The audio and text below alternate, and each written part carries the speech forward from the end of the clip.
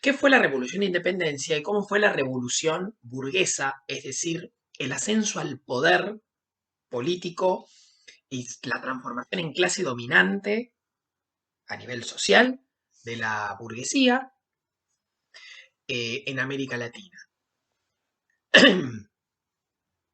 Bueno, en América Latina la revolución burguesa fue, fue una consecuencia, fue la consecuencia de un, un pacto conservador entre una burguesía comercial que era demasiado débil para poder imponerse eh, hacia, hacia lo que era la clase dominante desde el periodo colonial y que depurada esta clase dominante que venía del periodo colonial, depurada de los elementos pertenecientes a la potencia colonizadora, es decir, depurados los españoles, los portugueses, todos los que habían sido parte de esa clase dominante, lo que quedaban eran los criollos, ¿no? Esa burguesía débil hizo un pacto conservador con una poderosa clase terrateniente, para dar lugar a una revolución desde arriba. Es decir, se movilizó al pueblo, digamos, se movilizaron las clases populares, se movilizó a los campesinos, se movilizó a los esclavos, se movilizó a los artesanos, todos esos sectores, esos grupos sociales fueron movilizados. Ahora, los que terminan controlando el proceso revolucionario son los terratenientes, a los cuales se van a unir los comerciantes por una cuestión de conveniencia, porque en un medio que no les quedaba otra, no tenían poder suficiente para imponerse, y además los que van a terminar controlando el proceso revolucionario son los sectores más conservadores de esa clase terrateniente y esa burguesía comercial criolla. De manera tal que la revolución burguesa, o sea, la transformación de la sociedad en América Latina, se va a dar bajo una dirección conservadora y prácticamente de manera vertical, o sea, desde arriba. No, no va a ser producto de una revolución social desde las bases, desde los trabajadores, los campesinos, los artesanos, no. Estos siempre no van a tener como un proyecto propio, independiente o autónomo, que tuviera verdaderas posibilidades. Eh, por lo menos, no, en los casos en los que surgió, podríamos hablar de Artigas, no se pudo sostener en el tiempo. Quedó abortado rápidamente. Las revoluciones de independencia lo que podemos decir es que fueron un cambio político importante que significó la ruptura del vínculo colonial y el fin de la dominación colonial.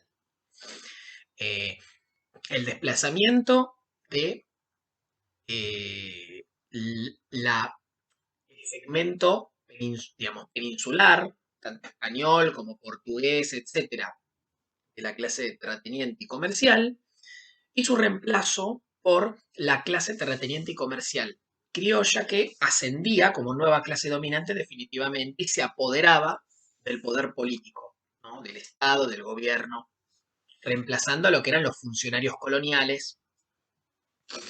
Esto impuso obstáculos en un principio difíciles de superar para poder formar las nuevas naciones independientes, que fueron, en primer lugar, la clase terrateniente se mantuvo durante mucho tiempo dividida en distintas facciones políticas que se disputaban el poder y que proponían como que proponían distintos proyectos para construir las nuevas naciones, para construir las nuevas unidades políticas que tenían que reemplazar lo que había sido eh, el sistema colonial. Estas divisiones generalmente desembocaron en guerras, en tremendas guerras internas que se prolongaron durante toda la primera mitad del siglo XIX. O sea, más o menos el ciclo de las revoluciones de independencia se extiende desde 1810 hasta 1823, más o menos. Bueno, a partir de 1823 hasta, en realidad en algunos casos desde 1820, pero supongamos desde 1820 hasta más o menos 1860, la mayor parte de América Latina se mantuvo en guerra. Guerras entre estas como facciones políticas de la nueva clase dominante por ver con qué modelo político y económico se organizaban las nuevas naciones independientes. O sea, estamos hablando de periodos de décadas de guerra, con interrupciones, idas y vueltas, pero guerra. Esto, por supuesto, impacta que este conflicto se resolvió la posibilidad de formar una unidad política. Tuviera, por lo tanto, un Estado unificado, una economía organizada, una relación con el resto del mundo. Imposible, olvídense.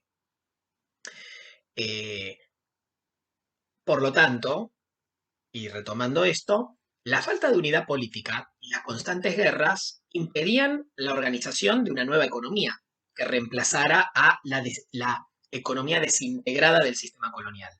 Porque lo que pasó también fue eso, las revoluciones de independencia eliminaron el Estado colonial, desarticularon la economía colonial, pero en un principio no la reemplazaron con algo consistente. Y eso es lo que estuvo en disputa durante todos estos años de guerra interna, ¿no? O sea, lo que quedó fueron economías regionales muy aisladas entre sí, con un contacto muy desigual con el mercado mundial, ¿no?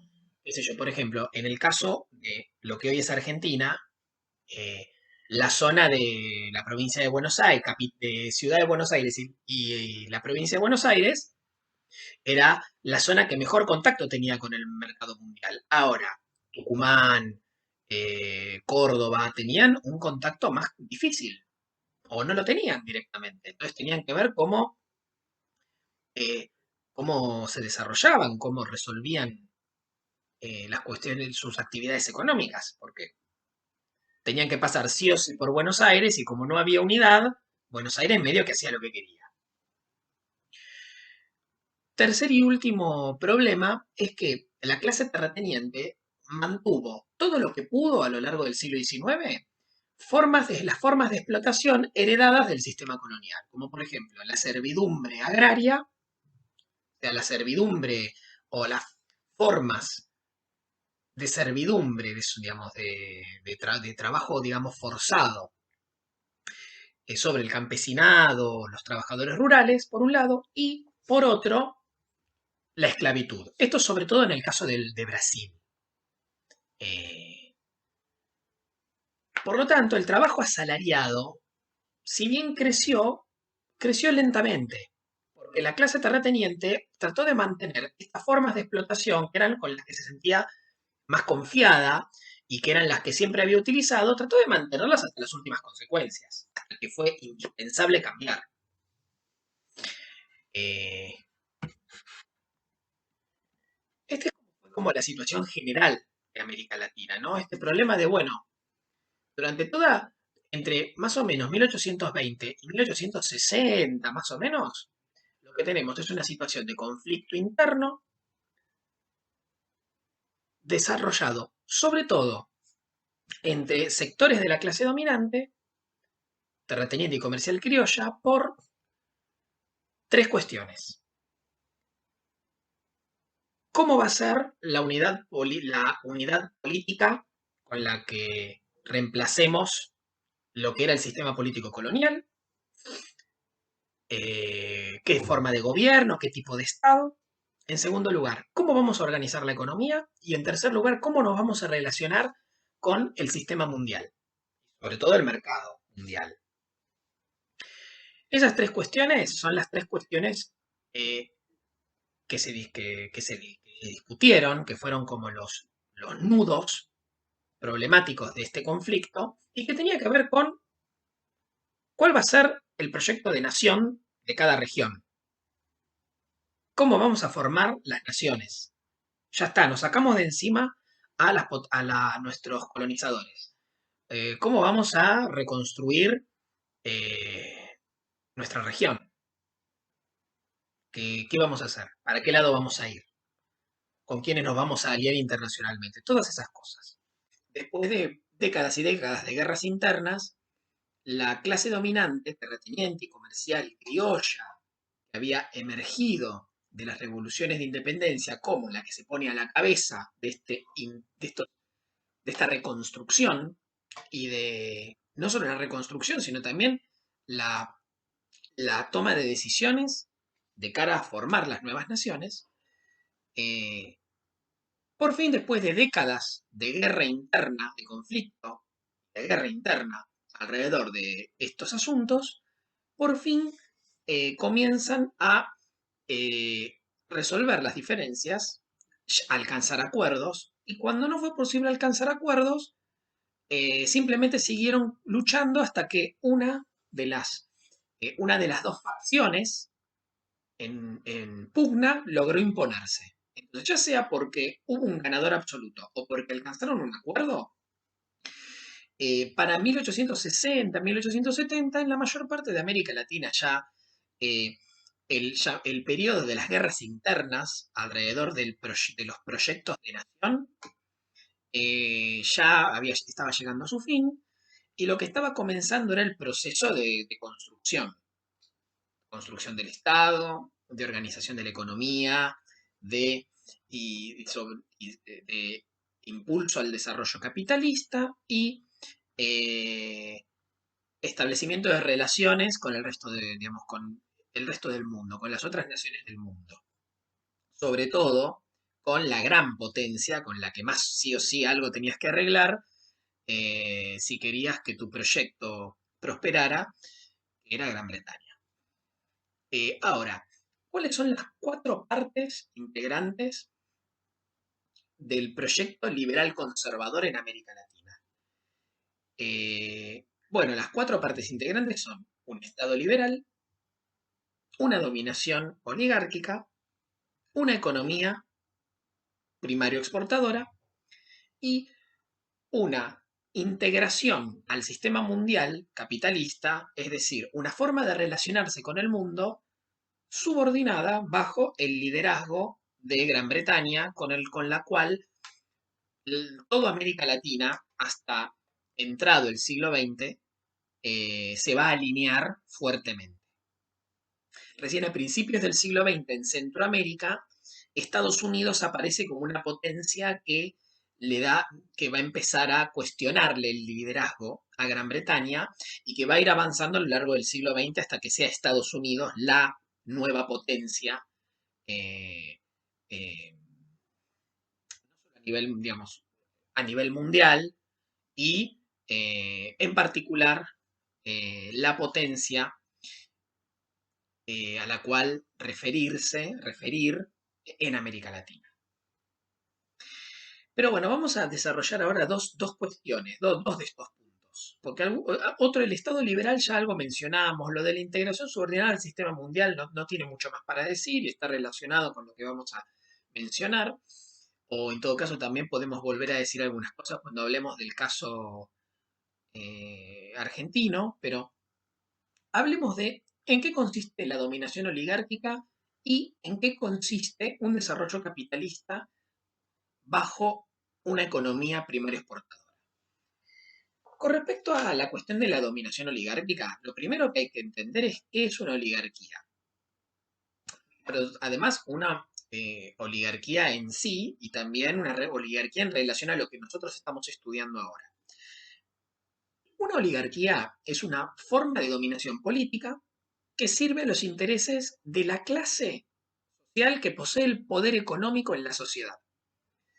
¿Cómo lo hace? Concentrando todo el poder político en una minoría de dirigentes, o también podemos llamar de notables, que se perpetúan en el poder, con poco recambio. Pero ustedes podrán decir, bueno, pero esto más o menos pasa siempre. Siempre hay una minoría que más o menos permanece en el tiempo, una minoría de políticos que permanecen en el tiempo. Y, bueno, pero la particularidad que tiene la oligarquía es que esos dirigentes políticos eh, concentran el poder excluyendo a la mayoría del sistema político. O sea, la voluntad popular acá no tiene nada que ver, no importa. Son dirigentes políticos que llegan al poder no por voluntad popular, sino por otros medios, y que se mantienen en el poder sin necesidad de apoyarse en el pueblo, en la voluntad del pueblo. Esa minoría de dirigentes son un grupo cerrado y exclusivo que está relacionado con la clase dominante por distintas formas eh, de vínculo, distintos tipos de vínculo, porque son familiares, o porque comparten tradiciones y costumbres, o porque tienen el mismo nivel de riqueza y son aceptados, o porque tienen bastante prestigio social acumulado. Em, estos como requisitos para poder formar parte del grupo, digamos, del grupo cerrado, de este grupo exclusivo, son también requisitos para poder acceder al poder.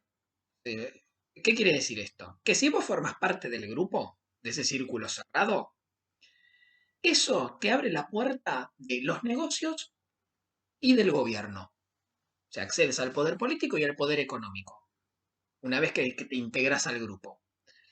Claro, la condición para acceder al poder político y a los grandes negocios es formar parte de este grupo exclusivo, de esta minoría, que es la que concentra el poder.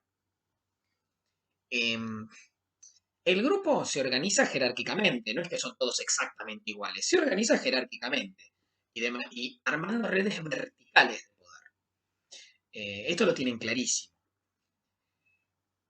Por otro lado, al no depender su poder político de la voluntad de la mayoría del pueblo, la minoría que ejerce el poder oligárquico actúa sin necesidad del apoyo de las masas. No le interesa mucho lo que piense la mayoría de la gente. No. Por lo tanto, es una forma de dominación con una base social de apoyo muy pequeña, muy reducida. Y esto tiene una consecuencia inevitable, que es que para alcanzar sus objetivos o resolver problemas, tiene que utilizar constantemente la violencia y la represión. Que eso va a ser una característica constante de la dominación oligárquica, ¿no? Los, la violencia, el despliegue constante de violencia con picos de conflictividad, donde de repente se dan masacres espantosas, sobre todo contra la lucha de los trabajadores y las rebeliones de los campesinos, según el país del que hablemos, ¿no? Cuando hablamos de excluir a la mayoría, ¿de qué estamos hablando? Estamos hablando de que no es que se deja afuera la mayor parte del pueblo por accidente o porque... No, no, no.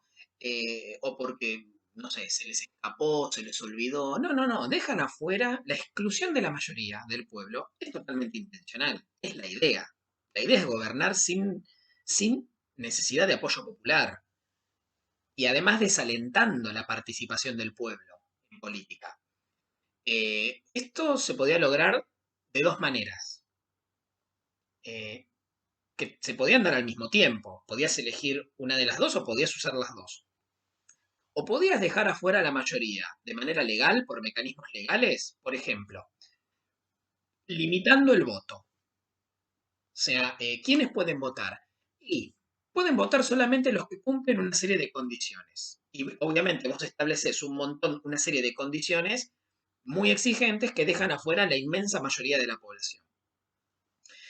Eh, Otra manera es usar el voto indirecto. O sea que los pocos que pueden votar no puedan votar directamente a los representantes y a los gobernantes, sino que votan personas que a su vez eligen a personas que a su vez van a terminar eligiendo a los gobernantes y a los representantes. O sea, vos no votás directamente al presidente, por ejemplo, sino que vos votás a un delegado, a una persona que después va a votar al presidente. Y en el medio, claro, mientras más personas vos pones en el medio, la voluntad popular es como que se va filtrando. Entonces, finalmente, en la cadena de negociaciones, el resultado termina siendo distinto al que vos querías. Pero estas son las formas legales de limitar el voto. digamos, y delimitar la voluntad popular. La otra es la ilegalidad, que es el fraude electoral. O sea, manipular los resultados. Eh, Cambiar las urnas, cambiar urnas, las urnas donde votó la gente por otras urnas que ya están que están preparadas, o sea, que tienen votos inventados.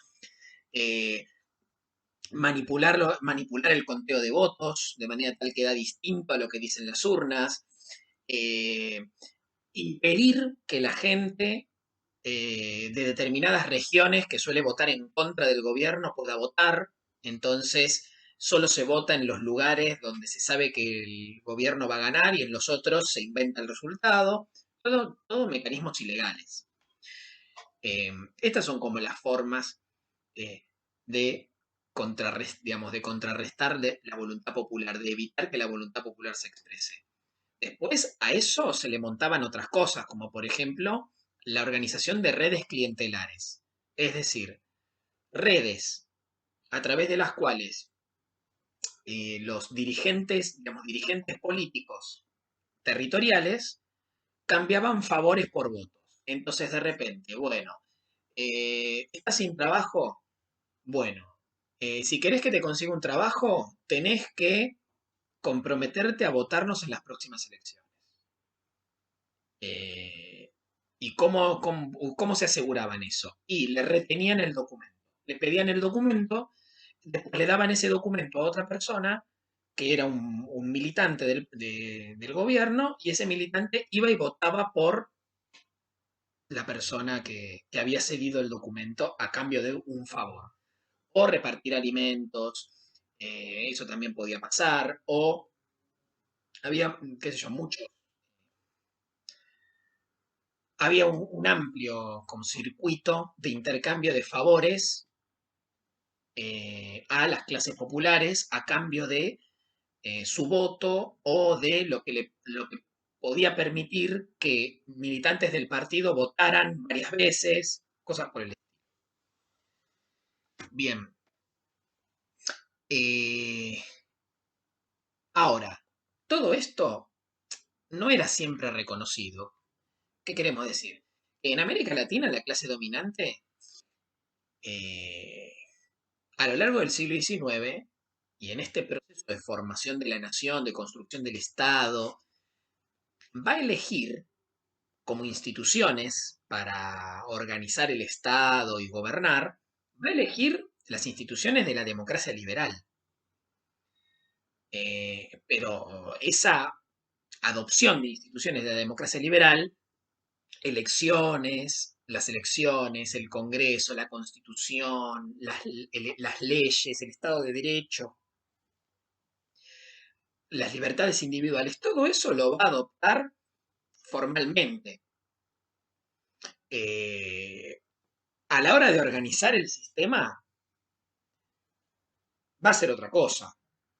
No va a ser una democracia liberal lo que van a organizar. Van a organizar lo que estamos describiendo, una oligarquía, donde van a tratar de reducir al mínimo las posibilidades de que la voluntad popular se exprese y van a hacer todo lo posible por monopolizar la dominación política y la acumulación económica en sus manos, dejando a la mayoría afuera de las posibilidades de tomar decisiones, de, de discutir los asuntos que le interesan a la sociedad. La mayor parte del pueblo se va a quedar afuera.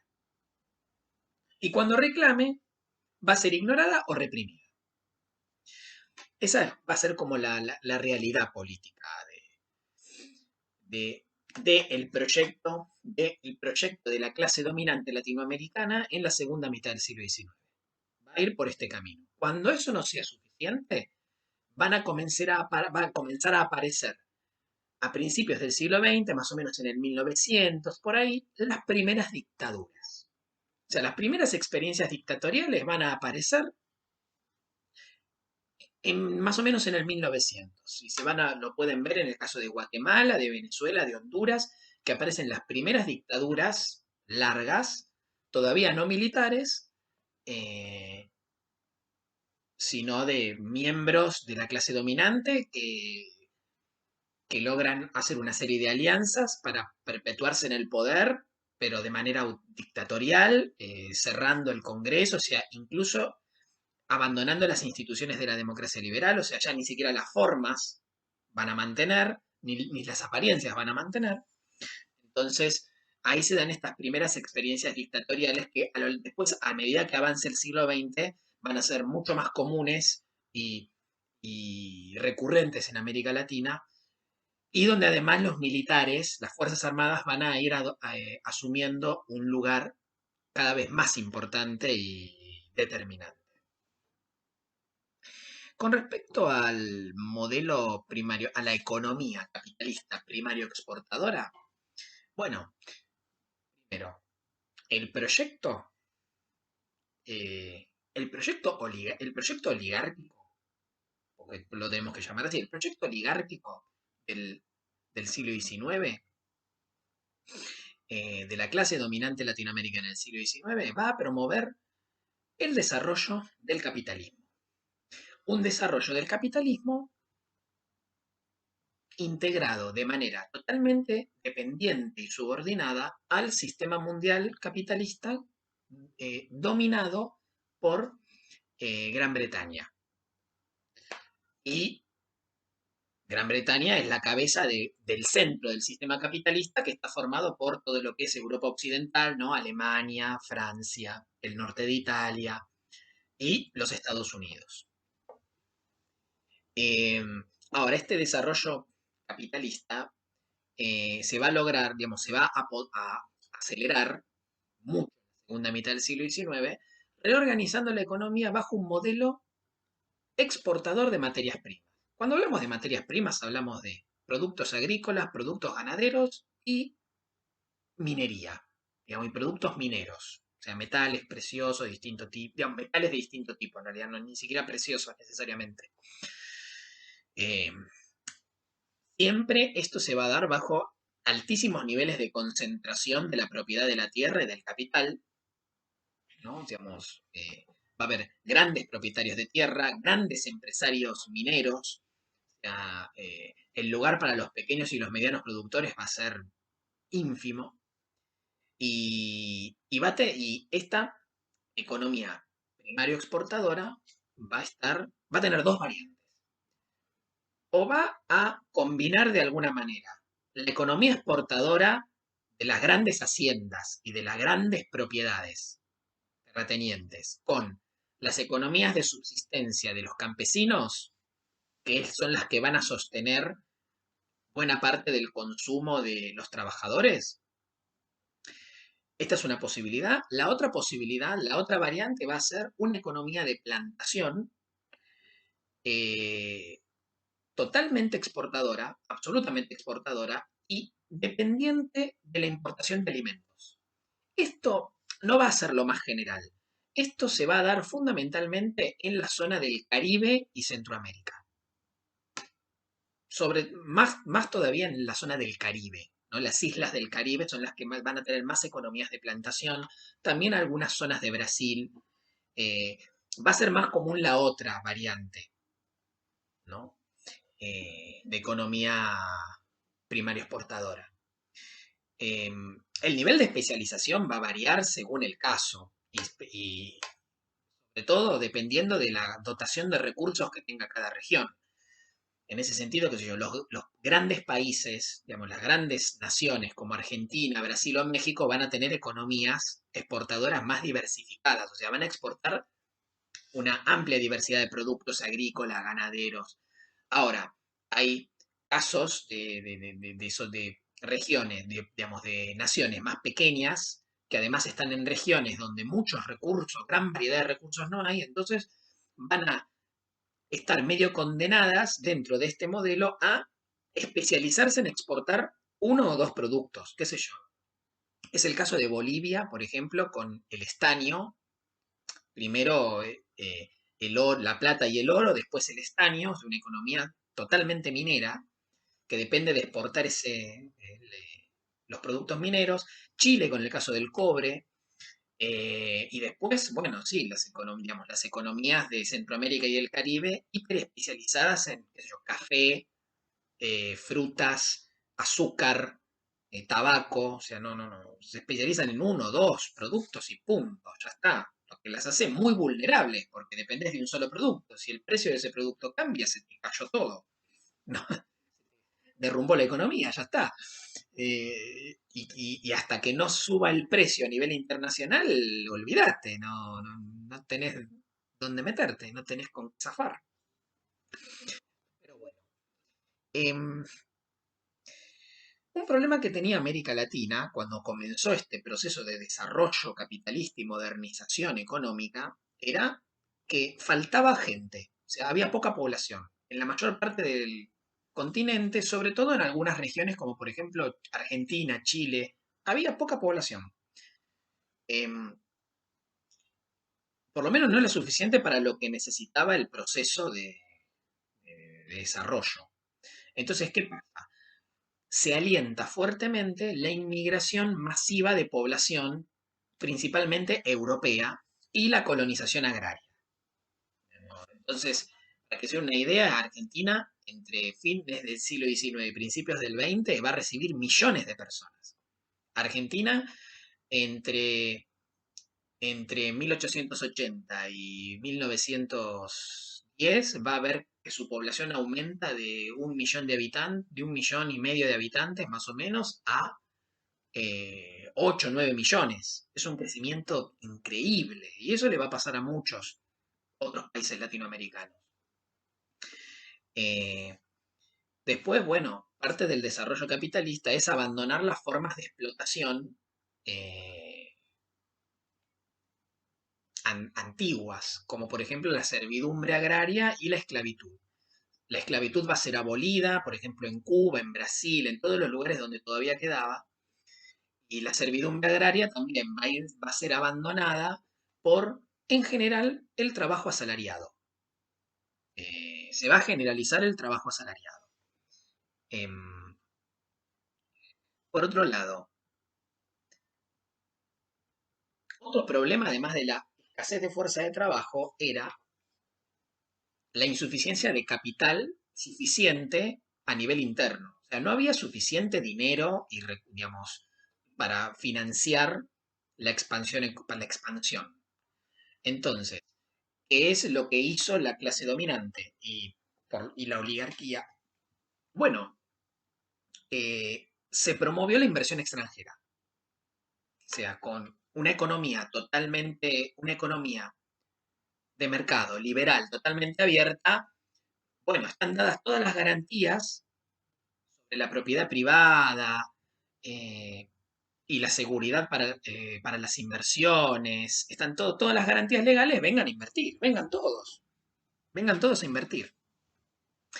Esto favoreció, por supuesto, el ingreso masivo de capitales extranjeros a América Latina, sobre todo británicos, y que eh, pasaron a controlar el transporte, el comercio exterior y las finanzas, sobre todo. En menor medida, la industria, digamos, los sectores industriales que se desarrollaron también fueron bastante controlados por el capital extranjero, pero fundamentalmente lo que buscaban era lo que era necesario para la exportación, para ayudar a la exportación de productos, ¿no? El comercio, las finanzas, el transporte, ferroviario, marítimo, todo eso. Con respecto al desarrollo industrial, bueno, el desarrollo industrial en cualquier caso fue bastante limitado. Y fue limitado porque se concentró sobre todo en las ramas ligadas a la economía de exportación, a las ramas ligadas a procesar las materias primas. Entonces, claro, alimentos, estamos hablando de productos agrícolas, ganaderos.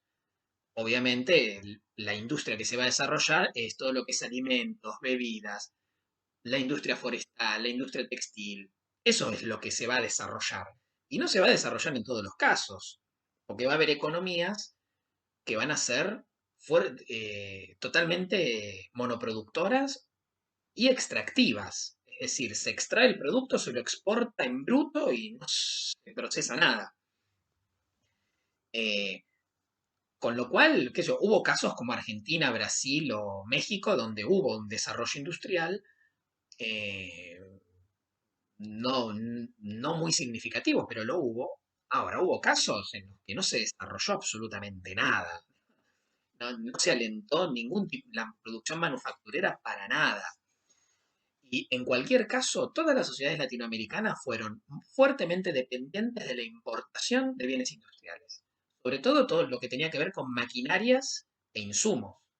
Qué sé yo, por ejemplo, todo lo que fueran maquinaria para producir en el campo, eso se tenía que importar. Incluso en Argentina se tenía que importar. Era mínima la fabricación de insumos y de máquinas acá en Argentina. En otras sociedades ni siquiera había. Acá algo había, pero en otras sociedades no había absolutamente nada. Era pura importación de todo. Finalmente, lo último que podemos decir es que eh, para fortalecer a la propiedad privada, importante para si hablamos de un sistema capitalista que se quiere desarrollar, eh, y además un capitalismo fuertemente agrario eh, o de base agraria, era muy importante resolver la cuestión de la tierra. Y esto significaba que la tierra tenía que ser totalmente privatizada.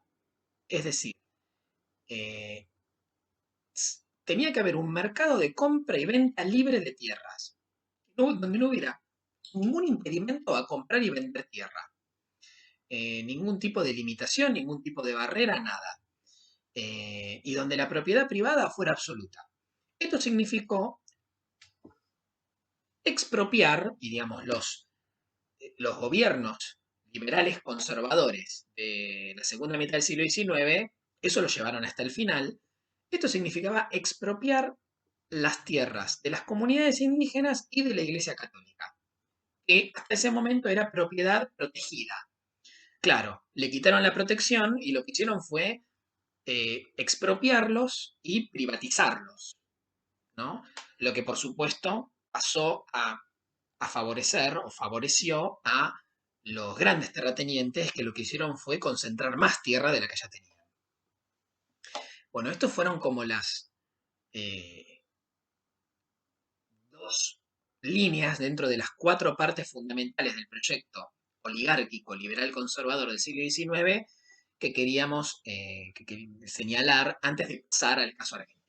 El caso particular del Río de la Plata, la región del Río de la Plata, lo que actualmente es Argentina, el desenvolvimiento de las luchas políticas entre facciones de la clase dominante, que fueron generales a toda América Latina después de que finaliza el ciclo revolucionario de independencia en 1820, más o menos, 20 y pico.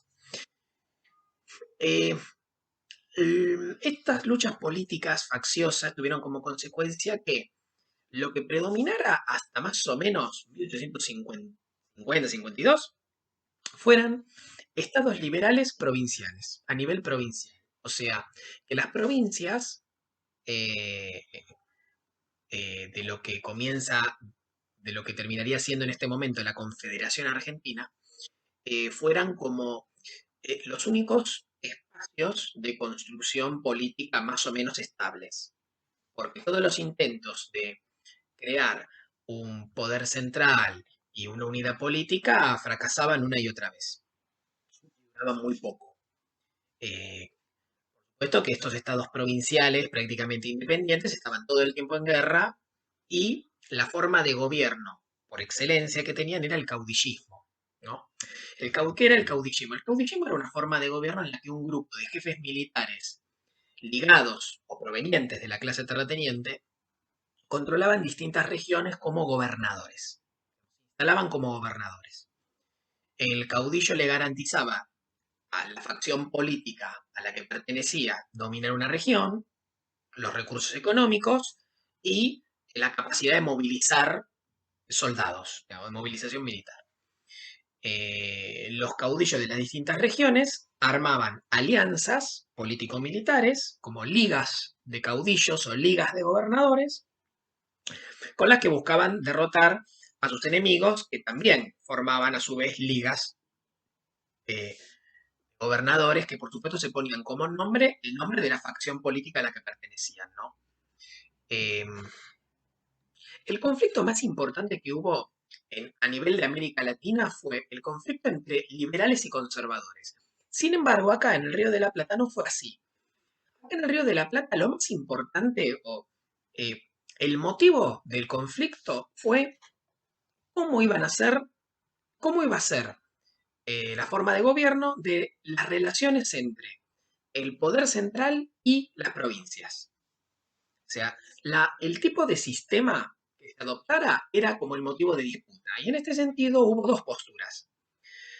Los que serían conocidos como unitarios, que estaban a favor de un sistema de gobierno centralista, y los federales, que eran más partidarios de un sistema de gobierno donde se preservara la autonomía de las provincias con respecto al poder central. Que hubiera un poder central, pero las provincias fueran autónomas. Para explicarlo mejor, los federales estaban a favor de una unidad política de tipo federal, o sea, basada en el acuerdo de las provincias que querían formar parte, manteniendo cada uno su autonomía. O sea, que hubiera un poder central, sí, el acuerdo era ese, que hubiera unidad y que hubiera un gobierno central.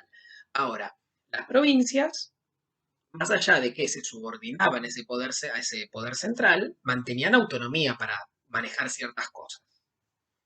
Del otro lado, los unitarios, fuertemente centralistas, estaban a favor de una unidad política centralizada, ¿no? Donde hubiera un gobierno central fuerte, que generalmente la mayoría de los proyectos unitarios sostenían que tenía que tener su capital en Buenos Aires, eh, y que subordinara a las provincias, ¿no? Que prácticamente perdían su autonomía. En esta disputa comenzó ya durante la misma Guerra Revolucionaria de Independencia, más o menos en 1813, por ahí, y se va a mantener hasta más o menos en 1862, cuando se podría decir que se consolida definitivamente como la unidad de todo lo que ya en ese momento va a ser Argentina. Tuvo distintas etapas. La primera fue entre 1813 y 1817, donde se dio el conflicto entre el proyecto confederal de Artigas, ¿no? Que era un caudillo federal de la banda oriental, lo que actualmente es Uruguay, eh, y en alianza con los caudillos del litoral, que eran Francisco Ramírez de Entre Ríos y Estanislao López de la provincia de Santa Fe, contra el proyecto centralista de Buenos Aires, encabezado por el directorio, que era como la forma de gobierno del poder central que había en ese momento en el Río de la Plata.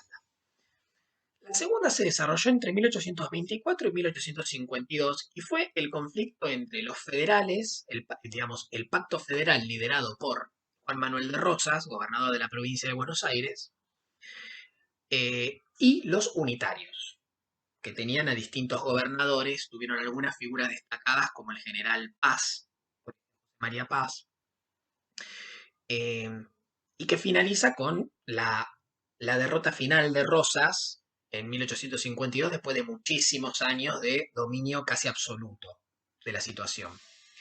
La tercera se desarrolló entre 1852 y 1862 y fue fundamentalmente una disputa entre la Confederación Argentina, formada a partir de, digamos, a partir de la sanción de la Constitución de 1852-53, la primera constitución que se aplica efectivamente en esta región, una confederación liderada por el jefe político-militar por excelencia de este momento, que era Justo José de Urquiza, gobernador de Entre Ríos, y primer presidente de la confederación, contra la provincia de Buenos Aires, que decidió, como no estaba de acuerdo con el lugar que ocupaba dentro de la nueva confederación, decidió separarse y formar un estado libre, encabezado por Bartolomé Mitre del Partido Liberal y de pasado unitario, fuertemente unitario.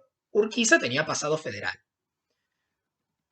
En 1862 las guerras internas se resolvieron a través del triunfo definitivo del proyecto liberal de la burguesía porteña, o sea, de la burguesía de Buenos Aires. De alguna manera triunfa Mitre. Pero esto pone fin prácticamente a las luchas facciosas de la clase dominante. Ahí lo que empieza es, bueno, lentamente a consolidarse un proyecto unificado, un proyecto único, que va a ser el proyecto, finalmente, el proyecto oligárquico y dependiente que va a caracterizar no solo a Argentina, sino a toda América Latina en general. Eh, Esto implicó, en primer lugar, la alianza definitiva, como retomando lo que decíamos en el video anterior, entre la burguesía comercial urbana y la poderosa clase terrateniente, primero de la provincia de Buenos Aires y después de toda la Argentina.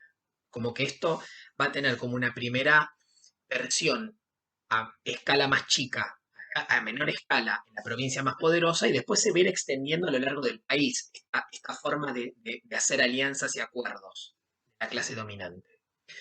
En segundo lugar, eh, la formación de una alianza entre la clase dominante de Buenos Aires y las clases dominantes de las provincias del interior de Argentina, ¿no? De esta manera, la burguesía se fue convirtiendo en una clase dominante a nivel de la nueva nación, una clase dominante nacional. Ya no eran clases dominantes de provincia, sino que a través de estas alianzas se convierten en una clase dominante nacional, unificada. Con este espaldarazo pudieron avanzar en la construcción del Estado liberal, de un Estado liberal con todas las instituciones típicas del Estado liberal, pero ya para toda una nación, no para una provincia, eh, y la formación de un gobierno oligárquico, es decir, el gobierno de una minoría que excluye, deja afuera a la mayoría de las decisiones, de las decisiones políticas, ¿no? Y que concentra el poder y se perpetúa en él, rotando, girando, qué sé yo, pero sin cedérselo a nadie y sin requerir el apoyo de las mayorías para poder gobernar. Eh, Esta unidad política utilizó la fuerza del nuevo aparato estatal centralizado para reprimir a todas las resistencias que podía haber a su proyecto, empezando por los caudillos federales que se rebelaron y no quisieron acompañar eh, este proyecto de... por otro lado, aplastar a las comunidades indígenas de la Patagonia y, y de la región del Chaco a lo largo de 1870 hasta 1880 más o menos, digamos, cometiendo un auténtico genocidio contra la población indígena e incorporando forzosamente el doble de territorio, porque ocupan toda la Patagonia y todo el Chaco.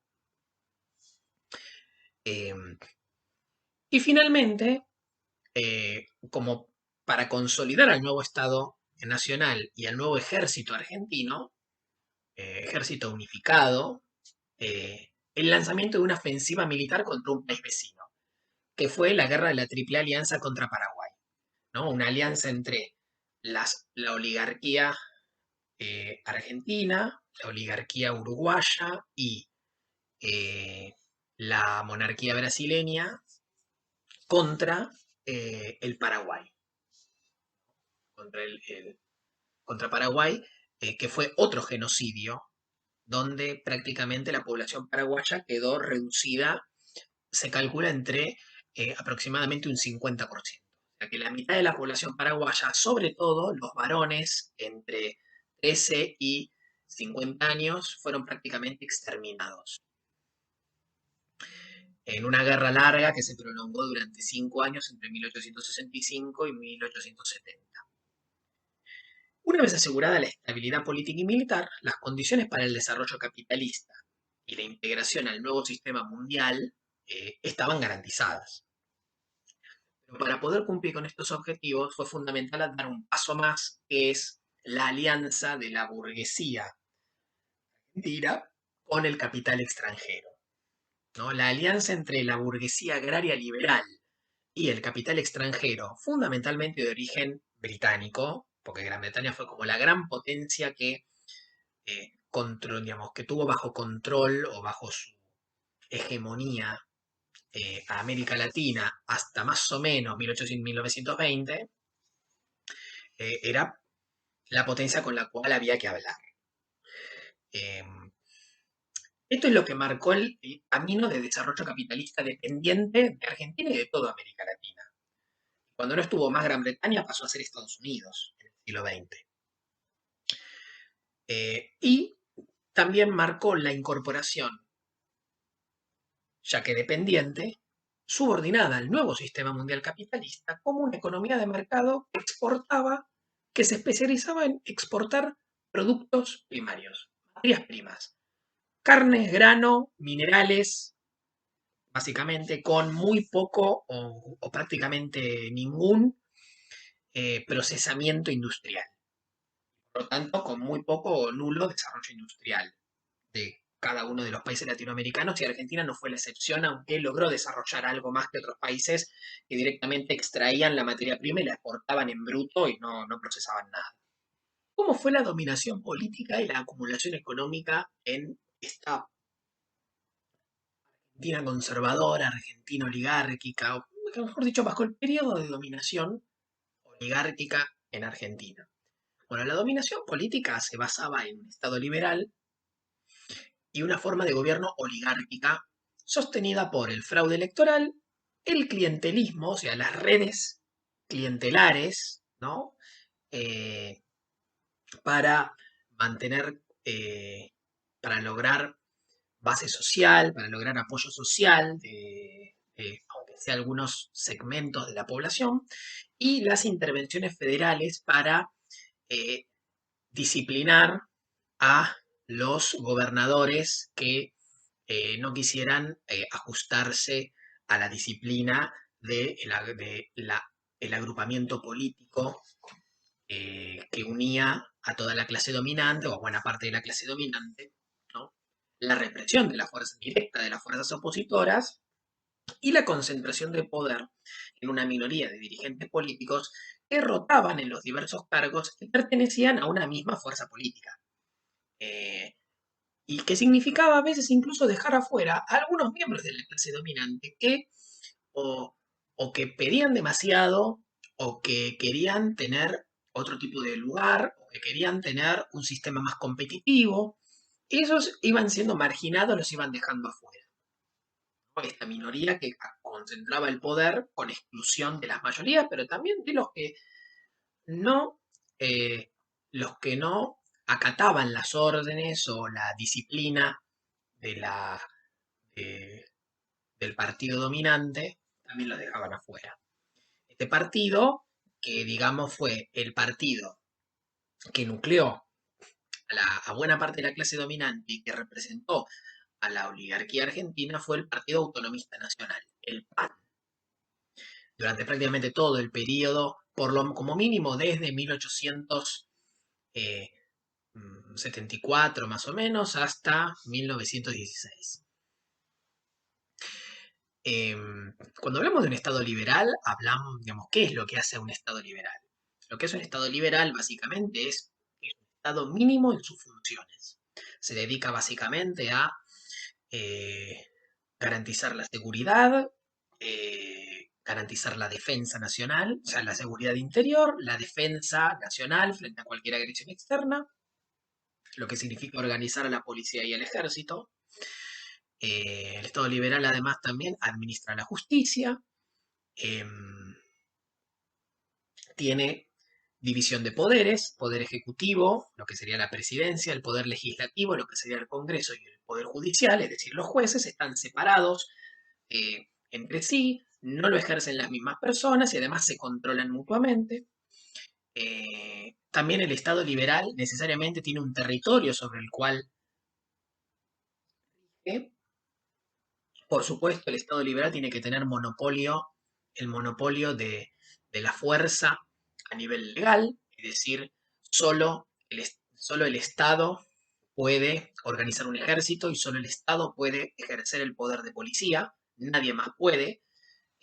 cualquiera que levante un arma para garantizar la seguridad o para defender el país fuera de lo que el Estado dice, está por fuera de la ley.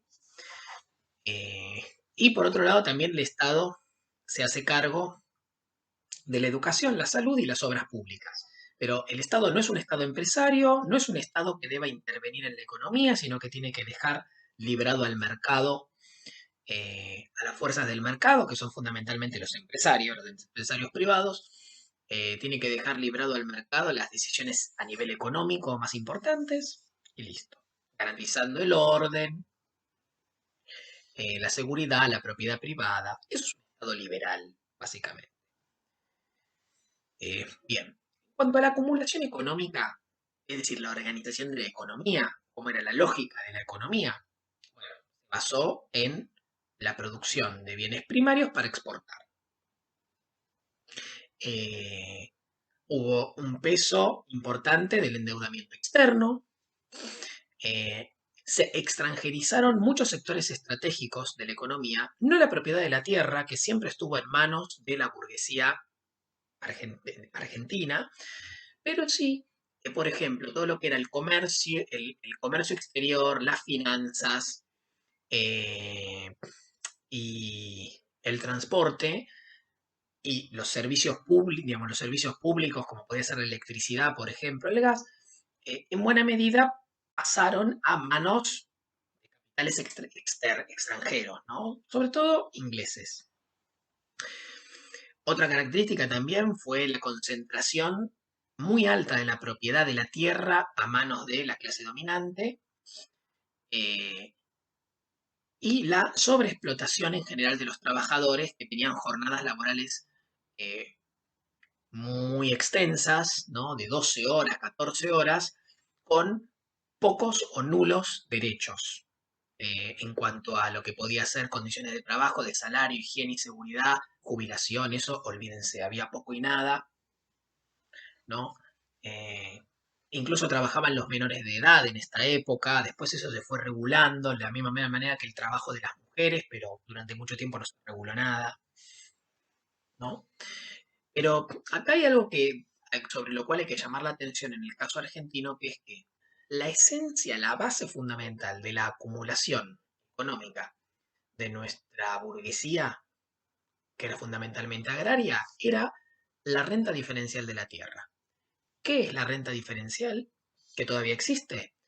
Era la ganancia que obtenían los terratenientes de la Pampa cuando vendían sus productos en el mercado mundial. Explicaba porque grandes propietarios eran dueños de tierras que tenían una fertilidad por encima del promedio a nivel mundial.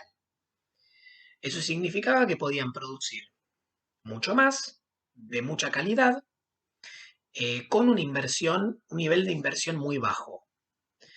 Y eso les permitía obtener una diferencia de ganancias con respecto a los que tenían que producir en peores condiciones en el resto del mundo muy alto. Los precios no los determina la tierra donde se produce más fácil. Los precios lo determinan eh, la producción de las tierras donde más cuesta producir, generando un promedio. Claro, eso favorecía mucho a los empresarios rurales argentinos que con mucha menos inversión podían producir mucho más, entonces obtenían una super ganancia, una ganancia extra, ¿no? Eh, Esta era una ganancia extraordinaria que la burguesía agraria argentina se apropió históricamente. O así siguió siendo así a lo largo del siglo XX. Es la clave para explicar el extraordinario crecimiento económico que tuvo Argentina en esta época. Todo, por lo menos hasta la década, hasta los años 30, ¿no? Además de haberse visto favorecida porque era un momento de muy buenos precios internacionales de materias primas en general, hasta la década del 30. Bien. Esta dominación oligárquica que parece que no tuvo rival, que fue absoluta, en realidad no fue así, ¿no? Toda la dominación implica acuerdos, negociaciones, pero también implica conflictos y represión. Y eso durante este periodo, la de dominación oligárquica en Argentina, hubo mucha, mucha represión, mucho conflicto y mucha represión. Eh, la negativa de la clase dominante a realizar cualquier tipo de cambio para poder compartir el poder político, mejorar las condiciones materiales de existencia de las clases populares, eh, y para tratar de cambiar cualquier cosa para evitar que cambie todo, digamos, esta posición como muy conservadora, muy intransigente, fue generando el surgimiento de nuevos grupos opositores y la agudización de muchos conflictos que había, incluso conflictos que eran consecuencia de el éxito del modelo. Los principales grupos opositores a la dominación oligárquica fueron dos. Por un lado, en el caso argentino, ¿no? Siempre, el radicalismo. O sea, la Unión Cívica Radical, que era un partido político liberal reformista, ¿no? Formado por una alianza de empresarios, o sea, de sectores de la clase dominante, opositores a la oligarquía, en alianza con las clases medias que en esta época empezaban a crecer bastante en el país. En parte por el progreso económico, por el crecimiento económico que había, sobre todo de la economía en la urbana. Los radicales criticaban a la oligarquía por concentrar el poder de manera muy autoritaria, excluyendo a la mayoría y no garantizando la transparencia para, de las elecciones para renovar los cargos y elegir al presidente y demás. Y por lo tanto criticaban el uso del fraude electoral y de la violencia. Su proyecto, ¿cuál era el proyecto de los radicales? Democratizar el sistema político a través de reformas que permitieran que hubiera elecciones libres y transparentes. Es decir, los radicales lo que decían es, si logramos elecciones libres, transparentes, sin fraude electoral, y por lo tanto logramos que se expresen las mayorías como realmente, eligiendo a quien realmente quieren, eso va a resolver todos los problemas. ¿No? No, a nivel económico-social no hay mucho que cambiar porque el modelo es exitoso, así que lo que hay que cambiar es lo político, que es lo que está mal. La estrategia de lucha de los radicales va a ser la abstención, por un lado. Es decir, no se van a presentar a elecciones mientras no se garantice que no va a haber fraude. Y por otro lado, la insurrección cívico-militar, eh, como forma de presionar a la oligarquía para que aceptara llevar adelante la reforma política necesaria. ¿No? Es decir, levantamientos armados. Hubo tres. Los radicales se levantaron en armas en 1890, en 1893 y en 1905. Tres veces. Las tres fracasaron, pero posteriormente lograron lo que eh, y se convirtió en el principal partido político opositor y el que terminaría reemplazando a la oligarquía en 1916. El segundo gran grupo opositor fue el movimiento obrero anarquista. ¿No? O sea, el anarquismo era una corriente política de izquierda con mayor influencia en la clase obrera en este periodo en toda América Latina, no solo en Argentina. Su proyecto político proponía la construcción de una sociedad socialista basada en la propiedad colectiva, la libre asociación y la autogestión. Para eso los trabajadores debían organizarse en sindicatos, ¿no? Para luchar por la destrucción del Estado, la destrucción de la clase dominante, la abolición de la propiedad privada y de las relaciones de explotación y la supresión de la religión. O sea, ni Dios, ni patria, ni amo, ni Estado. Ese era como el lema del anarquismo, simplificando mucho, ¿no? Su estrategia de lucha fue la acción directa, a través de la huelga general, que para los anarquistas era una herramienta que en principio servía para reclamar por mejores condiciones de trabajo, pero que en realidad el objetivo verdadero y último era ir preparando a los trabajadores, ir eh, desarrollando su conciencia y preparándolos o entrenándolos en la lucha de cara a lo que tenía que ser en algún momento una gran insurrección revolucionaria de masas, una huelga de masas, ¿no? Que se convirtiera en una insurrección que pusiera fin al sistema dominante prácticamente de un día para el otro, más o menos. Era algo que tenía que ser espontáneo, súbito y contundente. Los anarquistas rechazaban la organización en partidos políticos, que veían que era algo funcional al sistema, rechazaban la participación en elecciones, así como elegir representantes para el Congreso. Rechazaban todo eso. En ese sentido, ellos decían, no, no, eso es ser funcional al sistema y a las relaciones de poder. Para luchar contra el sistema y contra las relaciones de poder, tenemos que ir romper con todo e ir por fuera e ir directo por la insurrección revolucionaria que nos permita trastocar el orden totalmente y construir un nuevo orden. Las organizaciones anarquistas se unificaron en 1901 por primera vez, creando la Federación Obrera Argentina, que en 1904 va a cambiar su nombre por el que los haría más conocidos y hasta el día de hoy son conocidos, que es la Federación Obrera Regional Argentina, la FORA, que tendría un, un predicamento muy grande entre los trabajadores y sería la principal organizadora del movimiento obrero hasta la década del 20 más o menos. Bueno, con esto terminamos y nos reencontramos en la próxima.